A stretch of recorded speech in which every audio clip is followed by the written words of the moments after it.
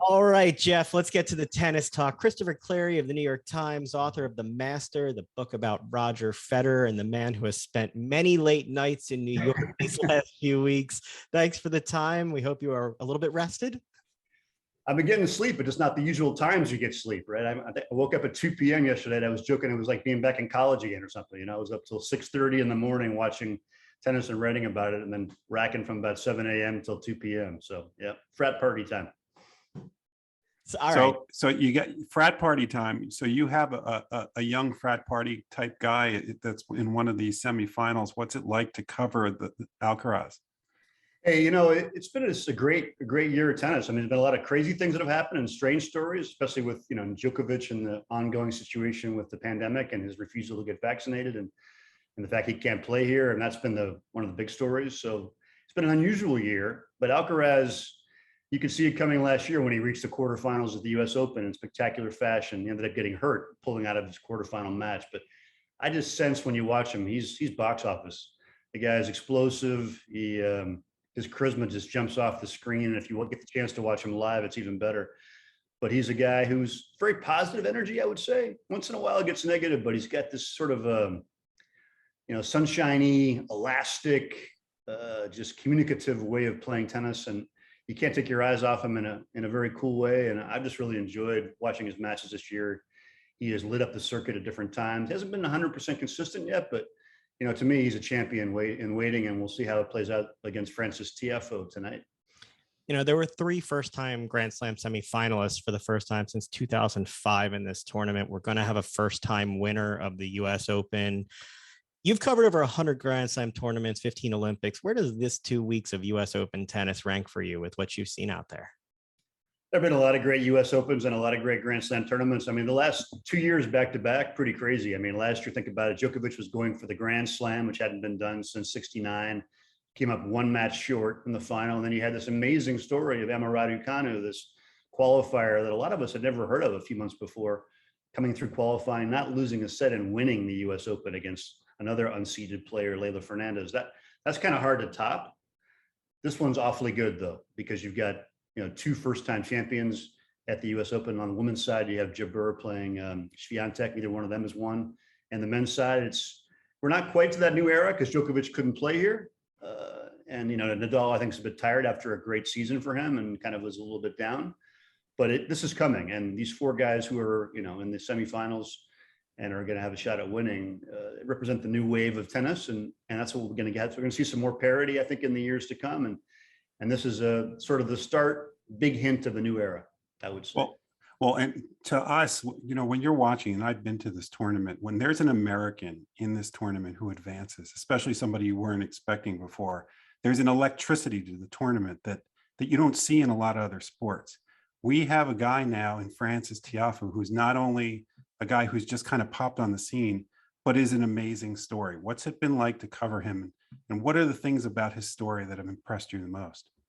What's interesting about Francis, too, is that you think about it with this Serena situation, and Serena Williams looks like her last tournament, dominating coverage before the U.S. Open and dominating completely the first week. The Tiafoe kind of slipped underneath the radar a little bit there because people were so focused on Serena. But when she ends up going out, this idea of what's her legacy, that's been the question. What's her legacy? What's her legacy for Serena and Venus?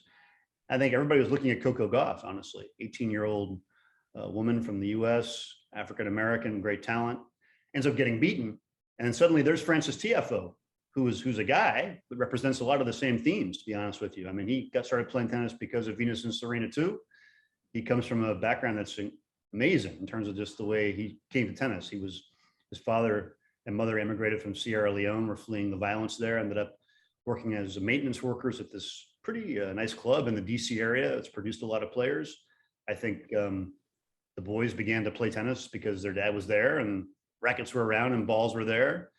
And yeah, he could have been a fine tennis player out of that, but to be a champion type level player, it's an amazing story. And it's not just about Francis, as he'll tell you, it's a lot about people in the community there in the DC area, this club, which has got a very good and strong junior development program, had a lot of players coming out of there.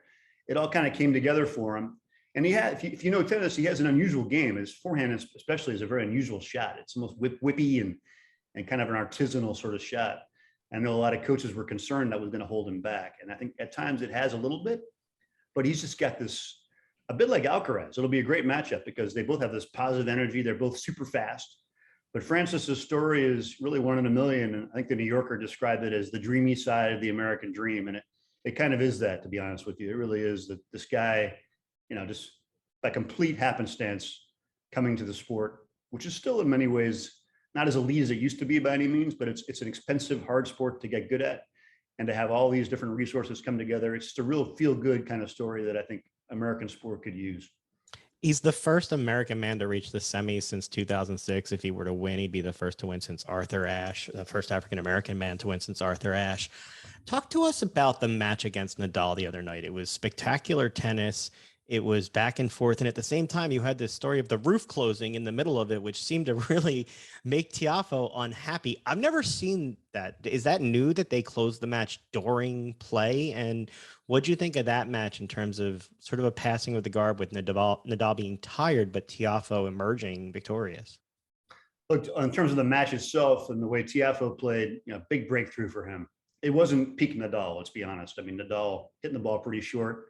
Like he's a little bit short on energy, and he had really had to kind of work hard to come back after he got hurt at Wimbledon. He hurt himself there, had an abdominal muscle strain. He didn't play much at all until the U.S. Open. He lost his only match coming in to Borna Coric in Cincinnati. So it wasn't an ideal preparation. So I think Nadal was a bit vulnerable. He's also waiting for his first child to be born. So I know he's a little distracted about that as well. But Francis played big time ball. Francis has been close before against guys like Federer to big upsets. Hasn't been able to seal the deal. He has improved a lot under his coach, Wayne Ferreira, who was a big South African star back in the day, top 10 player, really knows his tennis. And I think he's much more focused, much more able to withstand the pressures of a 5-set match and kind of hold the course a bit more. You can see all of that. He's playing very, very aggressive tennis, taking the ball super early. He's also improved his serve. He has incredible racket head acceleration on the serve. So, okay, it wasn't A+ Nadal, it was more like a B Nadal, but it was definitely an A- A Tiafoe, and he's come a long way. So it was no fluke. But the interesting thing is that he really hasn't been the guy we've been watching in American men's tennis all year. It's been Taylor Fritz or Tommy Paul, these other guys that had great years who were his generational counterparts. And I really didn't see Francis being the guy. I'm awfully glad that he has, because as a journalist, you root for the story, and it's a great story. Okay, well, Frank. As for the roof, it does happen a lot now in tennis where you'll see matches that are broken up outdoor, indoor like that. And it bugs the players because they get in a rhythm, and players don't like to see change. But you can't say it hurt Francis. All right, so Francis is now going to play a guy who the other night rudely kept you up until about 2:30 in the morning, as you called it, the 5 hours and 15 minutes of magic. What was it like to call one of the longest matches, or be part of one of the longest matches in U.S. Open history? And what does that mean for Alcaraz as he now has played over 10 hours of tennis in his last 2 matches? Just a quick thing. I got to be honest with you. Can I be frank? You can. Covering tennis at the pro level, especially the Australian Open and US Open, you're basically a nocturnal beast. I mean, you are living in the night. I have walked home at 4 or 5 a.m. from these tournaments so many times, through the streets of New York or through the gardens of Melbourne, just going, what am I doing? Here I am still doing this. I love the game. I love covering it, but it is an insane sort of 2.5 week period of your life when you're going through these nocturnal events. But the atmosphere was tremendous. It obviously wasn't full by the end. It finished close to 3 a.m. There were a few thousand crazies, and that reflects New York, that there was still this enthusiasm. But I'm telling you guys, this guy has a special talent. Tiafoe is too, but Alcaraz is something really exceptional. He could be a generational type of talent in sports. He's just got this amazing combination of explosion and charisma and power and speed that it's just so much fun to watch. And that match against the other night was against a guy named Yannick Sinner, who's, Alcaraz is 19. He's from Spain. Sinner is 21. He's from Northern Italy. Looks like he's a German or an Austrian, not like your typical Italian by any means, but it's from that Tyrolean area of Italy, Germanic speaking. And he used to be an alpine skier when he was a kid. But this guy, he's more of a purist tennis star, in the sense that he's not as flashy as Alcaraz, but he hits a beautifully pure ball. Amazing ball striker. Coaches just love him. His technique is perfect, super smooth, and he's fast and good. And these guys have had a couple of great matches now. And if they both stay healthy, 21 and 19, they're going to be playing for years to come. You never know in tennis. but I just thought the whole atmosphere was, what was amazing about it was they both, from the very first point in the first exchange, were playing high quality, full on tennis, and they did it for 5 hours. So, the big three of Federer, Nadal, Djokovic, obviously that's a huge bar to clear, but to see these guys sustain high quality, high velocity tennis and in a very sporting, thumbs up kind of manner throughout the whole match, it was exceptional. And I think, the crowd maybe didn't know all these guys that well when they started, but by the end they were really connected. And to see them, and there's a match point saved in the fourth set by Alcaraz, but the level just did not drop. That was the crazy thing about it. Yeah, I was tired watching it. Before we move to the women, I have to ask, Nick Kyrgios played well at times, but I mean, at other times he looks like Happy Gilmore on the golf course smashing his clubs with his tennis racket to the ground. What's up with the meltdowns other than he's got $32,000 in fines? That's Nick. Unfortunately, in a way. I mean, I'm walking down the streets in New York the other day, and there's a guy who works at the place where I stay, and he goes, "So who's the guy who's always talking to himself? Who's the guy who's always like, hitting crazy shots and talking to himself?" And this is a guy who doesn't really follow tennis. So that's part of the explanation of why Nick, you have to say, is good for the game. He's an amazing talent, McEnroe-esque in terms of his shot making ability, what he can do with a racket. Nobody else I've seen him be able to do. He hits shots that he invents, basically. Amazing touch, power, big serve, but he just can't control himself. He's gotten a little bit better. Obviously did enough to get to the Wimbledon final. And I think he's had, to be, poignant for a moment, I think he's had some, pretty big mental health issues that he's talked about. He's been big issues to get through, pretty dark places he's been to. So we shouldn't make light of it entirely, but when he gets on the court, it can be a wonderfully, amazing experience to watch him make shots, but also so frustrating to watch this guy just self-destruct. And he does it all the time. And I think he has the talent where he's been at this year to have gone and won this US Open. It was possible, but he just has a really, really hard time sustaining the concentration and the self-control. And honestly, he hasn't put in the hard yards physically to be able to stay healthy for these 7 matches, best of 5 sets over 2 weeks. It's a big ask. And I just don't think he's psychologically ready to do it yet. Wimbledon, he only had to play 5 matches because Nadal pulled out of the semi, and he played a good final against Djokovic. But he, as a tennis guy who watched the sport, you watch him and go, this is not entirely tap potential, and it can be very frustrating, but he's a different kind of cat, and he's going to march to his own drummer. And I still feel like he'll find maybe a way one time to pull off one major. It'd probably be at Wimbledon if he does it, but he's got the game to win at least one, I think. When you see what happens to him, these meltdowns, do you get the chance to talk to other players that are on the tour? And what is the general consensus of him? Are they tired of his antics? Are they sympathetic to what he's going through? And do they root for him or root against him? I think it's a real mix. I think they all can. Anybody who's played tennis knows it can be a frustrating game. And unfortunately, attracts perfectionists a lot of times, and that's just it's a bad matchup with a sport where you're almost all the time going to lose every week. Only one guy wins, and inevitably you can never perfect it. You're going to make mistakes. So it's an interesting sort of inherent conflict within the sport. So everybody can see Nick and see this frustration and relate to it in some way, but it can drive some of his opponents crazy. Stefanos Tsitsipas, the Greek star, they played at Wimbledon, and it was a really edgy, ugly match, and they were hitting the ball at each other, and so Tsitsipas called him a bully, and it can get really nasty. And Nick, has that capacity to really get under people's skin, and he knows it. I think he uses it sometimes to his advantage and disadvantage. So I think it's a mix, but a lot of guys in the locker room also feel a little bit of, I think, empathy, because they know this is a game that can drive you crazy, but just Nick manifests it a lot more than a lot of other guys do. Switching to the women's side of the bracket, we talked a little bit about Serena. John McEnroe said during Sunday's coverage, the first week was the Serena Open. Now it's the US Open. Talk to us about what the first week was like with the atmosphere surrounding Serena, her last match. And also, Jeff hates when I ask, but the Serena effect on ratings, because there were 4.6 million viewers, a 43-year high for ESPN for tennis for her farewell match. Talk about her impact of the first week. Yeah, Daniil Medvedev, the #1 player in the world on the men's side, he said, this is Serena's tournament, basically. He was like, nobody was asking him any questions except about Serena. And if you look at the transcripts from the press conferences for the first week, it was always like, so what do you think about Serena? Have you ever met her? What do you do? So it was all about that. So I think the players got it to a point, because obviously 23 majors, and they knew they're in the US Open. So, but I think that McEnroe's description is very apt. It was very much like that. I'm not sure that was the way it was processed in Spain or Norway, but that was certainly the way it felt here, for sure. But you know, it's an iconic moment in a lot of ways to see an athlete like that get the crystallize so many different things. That's what I felt like. It was, all the different parts of the culture were weighing in on her.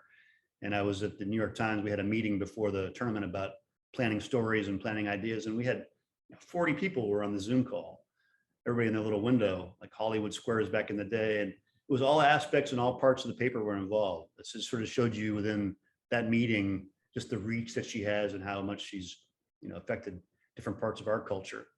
A lot of it's, I think, interesting because I feel like she's not necessarily the one who's out there making these comments or creating that correction directly. It's people kind of looking at her and what she represents and bringing that to her themselves. But she's been a huge figure in the tournament itself. It felt like it was almost starting again once she finally went out on that Friday night. Well, somebody that's covered some of the largest names in the sport, writing a book on Roger Federer, what do you see as her impact, not on just the women's game, but the game of tennis and sport? I mean, you mentioned that Tiafoe is somebody who grew up idolizing her, Coco Gauff, people like that. What is her impact on sport? Well, I think there's a couple of things. I think it's certainly in terms of making the sport of tennis make that final kind of leap to being accessible to many different communities around the world. It's not just in the US. I mean, if you're somebody from an outside culture, you're also looking at the Serena and Venus story and going, wow, anything is possible. So I think there was that sort of idea of the dream and realizing if a family really applied themselves and had this continuity to their approach, anything really was possible if you had this sort of talent at the beginning. So I think that's, you know, the King Richard movie and all those sorts of things reflect that. So I think that inspirational aspect of it is there on a universal level, but you can just see it. I mean, you look at the stands at a tournament in the United States now, it's a real rainbow coalition now. When you look at those, the fans following tennis, it's brought a lot of African-American and fans to the sport and a lot of African-American players to the sport who are going to make an impact going forward. You go look at the juniors and see who's playing. You know, someone like Coco Gauff came through that way as well. She's not the only one, but that's a direct link right there to the future of tennis.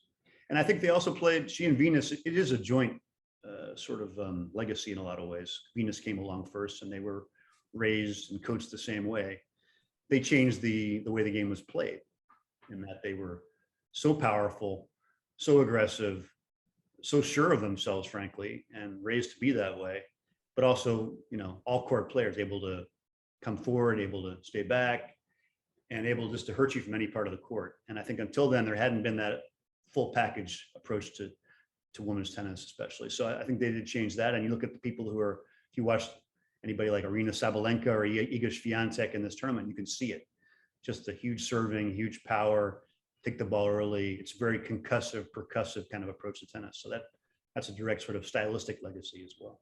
Well, and I think you talk about all the different parts of the paper that went on it. Seeing her as a mom with her daughter there, for parents who watch it, who want kids to play. My 5-year-old son thought it was really cool that her daughter was in the stands cheering on her mom. Like, it's that kind of stuff that she didn't even have that part of the story to tell before that now adds to her own legacy there. Moving on with the rest of the tournament, tell me about Tunisia's Minister of Happiness, who now is in. I love that. Yeah. Ons Jabeur. Yeah. She's a great story too. Like in the Frances Tiafoe mold, she's somebody coming from a region that hasn't produced a superstar tennis player before, from the Arab world and from Tunisia. And she's somebody who, if you know her and get a chance to interview her, she's got so much sort of good vibes about her. And she's very popular in the locker room, makes a lot of connections. She's somebody walking through the area of the US Open or French Open. She's always like reaching out, talking to people, patting them on the back, cracking a joke, got a lot of wit. So she's somebody I think you naturally root for. But the thing that's fun about her is that her game is so appealing because it's so varied in a lot of ways. She can hit all kinds of different shots. She's a show woman in a lot of ways, likes to slice and drop shot, but she can also play big bang ball as well. Somebody who had some problems, I think, with fitness early in her career, has solved those. And she really is an eye-catching tennis player, not just because of her story, but because of the way she creates and the way she constructs points. So I think the final will be very interesting because Swiatek is much more of a power player, super explosive athlete. but Owens is somebody who can kind of carve you up and make you change pace and put you out of position. And she's very flashy. But as far as her impact, she could have a huge impact in that region of the world. And I know in Tunisia, which really doesn't follow in traditionally women's sports or much tennis, she's a huge star there now. And they're actually programming tennis instead of soccer at different times. So. Swiatek has the most experience going into the final. She's the world number one, two-time French champion, going for her third Grand Slam title. You had a piece, though, about her work with a performance psychologist that's helped her to stay focused. We talked about Nick Kyrgios and his mental health challenges and trying to stay focused. Can you talk about her efforts to try and keep her focus on the court? Yeah, interestingly, both she and Ons Jabeur have made that a real priority in their careers. I know Ons worked with one as well and still has one with her. And they both will have their performance psychologists in their boxes for the final. They're both big parts of their teams. Iga Swiatek is the first player I know at the high level who's brought a psychologist into her team full-time. Daria Abramovich, who's Polish like Iga and somebody who's worked with all kinds of athletes before, a lot of sailors. She's a sailor herself. But it's been a very systematic approach. I think Iga will tell you she had confidence issues and I think performance anxiety issues. And so she wanted to address that and has done so very systematically. So they do a lot of work with visualization, a lot of work with deep readings about psychology, does a lot of meditation on changeovers. You see her with her eyes closed, trying to visualize the stuff to come. And she's very open about it too, which I think it reflects this new generation of athletes. And I think it's one of the big reasons why she's been successful, but it is not the only reason. I mean, this is a great athlete. She really is. Her dad was an Olympic rower for Poland at the Olympics. And she, as she says herself, I got the good gene pool, and she did, definitely did. All right, so there's a big controversy in tennis. The women use a smaller tennis ball than the men. Not everywhere, though. Why is it that the U.S. Open insists on using this smaller tennis ball? And is it an issue with most of the women that are on the tour, or is it just a few that have started to raise this issue? You know, this has been this way for a long time. I don't know exactly how long it's been going on for, but I mean, many years that the U.S. Open has done that. It was done partly in a lot in concert with the women's tennis tour. The players wanted it. They felt like the heavier ball was going to maybe create issues for them with injuries and arm injuries, and I think they felt that it was a healthier option. This new generation of players has made it an issue, and it came up really first in a major way. Ash Barty, number one player from Australia, who retired very suddenly this year after winning the Australian Open, has been a big icon there. I was again at 2:30 or 3 in the morning doing a press conference with her coach after she won in Australia this year. And I asked him about the US Open, which at the time was the only one she hadn't won of the majors before she retired. And the coach said, as long as they keep that ball, she'll never win. That explains all the weird results there. Felt like the ball was flying. It was hard to control. So it's just kind of these complaints are relatively new, if you ask me, but it has definitely gathered momentum. But one of the ones who complained the most about it is Iga Swiatek. And obviously she's still been able to play pretty good tennis to get to the final. So I feel like the US Open's been thrown a little bit under the bus on this because it feels like it's a sexist sort of thing, but it really has been done, from my understanding, you know, in harmony and concert with the women's tour. So maybe they'll change their mind now and go to the same ball, which a lot of other tournaments do. And I don't see why they wouldn't, but I don't think the US Open's dying to have different balls for women and men. It's just the way it's worked out. All right, last question. What do you think we're going to see this weekend in terms of matches? Got the women's final on Saturday, 2 semifinals tonight for the men, the final on Sunday. What do we expect to see?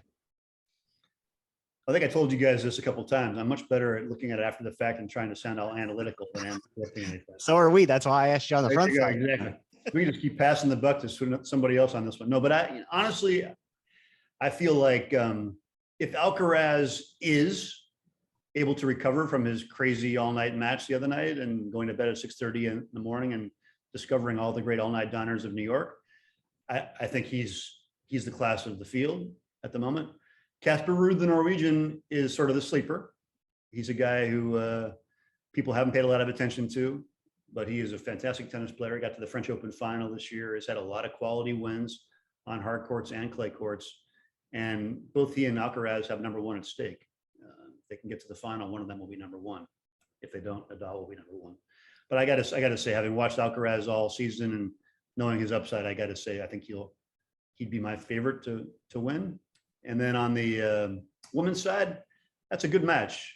Swiatek, not 100% comfortable with the U.S. Open on these faster hard courts.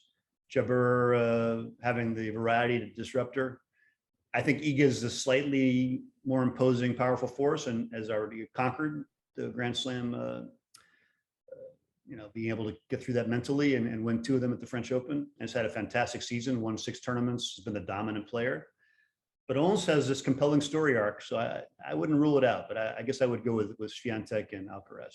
Well, as you watch a lot of the new blood this weekend, go ahead, Jeff. Wait, I have something. I have a prediction, which is Chris is not going to sleep this weekend.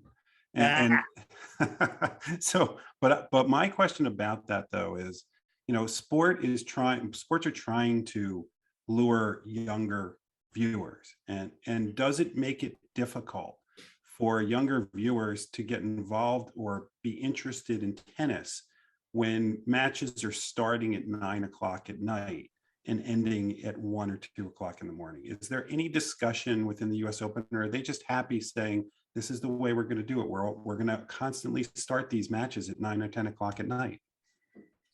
Look, I think it's a very worthy debate. It applies to a lot of sports, as you guys know. I mean, when I was a kid, watching the World Series, I didn't have to stay up till midnight to watch the end of the World Series. I mean, it applies to a lot of sports, but tennis, at least in the US and Australian mold, takes it to the extreme for sure.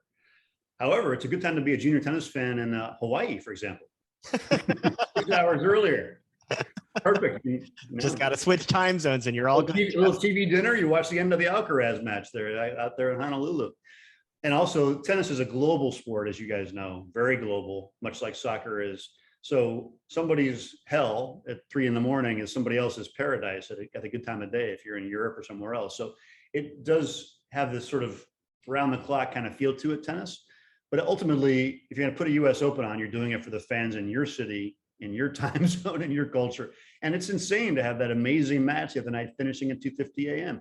And honestly, the US Open organizers are smart people and they know it's insane, even though, it's got something that's going to reach out to the European morning audience and get a decent rating off of that. But it's just not good. And also, it's ultimately not fair or healthy for these athletes to be finishing it and going to bed at 6 a.m. and pulling all-nighters in the middle of a major sporting event. So I hope it changes. Part of the fact is, reason it's the way it is it's developed into this night session situation where you want to sell separate night session tickets, especially during the week. You want to create the revenue for that. The broadcasters want it. They want the separate thing. They're trying to maximize their revenue, and they're trying to basically, respect gender equality. You're trying to have a women's match and a men's match in this showcase thing. The women play best of 3 sets, and the men still play best of 5. There is a growing movement that why the men still play best of 5, attention spans are decreasing. Should we, basically cut down the men's matches to best of 3? The Grand Slams don't want that because the rest of the tour is best of 3 and best of 5 is their distinguishing feature. And there are these amazing epic marathon matches that we've all gotten used to with the big 3 of Federer, Djokovic, Nadal, and the one we saw the other night. Would that have been as good, best of 3? I don't think so. Would have maybe been close to as good? Okay, maybe. And then you would have gotten to bed a lot earlier. So that's the thing. If you want to keep this night session with a women's match and a men's match both getting equal billing, it's a hard thing to control because best of 3, best of 5, they both go the distance. You get what happened the other night. You're going to get you could have gone even later. Women's match before was straight sets, but that had gone 3.5 hours. Then you follow that with 5 hours and 15 minutes of Alcaraz and Sinner. It would have been breakfast at the US Open. And Chris never sleeps. Well, exactly. Or we take you out breakfast, where's a good place. So it's not easy, but they got to find a better way, I think. And I don't know if it's better to maybe alternate, have a best of 5 men's match one night and then 2 best of 3 women's matches the next night and kind of do it that way. But I just think to keep finishing these hours and it seems like it's happening more and more is just not a good look. Well, Chris, on behalf of all our Hawaii listeners, we really we appreciate you pandering to them. Yeah. Well, I used to live in Hawaii, and both my parents were born there, so I got a connection, so I can relate to it. But I'm thinking about covering next year's US Open from Honolulu. Actually, I think it'll be great. Look, it'll work out better for your sleep schedule. Chris Clarey, New York Times, author of The Master. You can go pick that book up as soon as you finish watching the tournament and reading all about it. Thank you so much for giving us the time as always and for your coverage. Appreciate it, guys. You guys are great. Love the dialogue. All the best. Always a blast. Take it easy.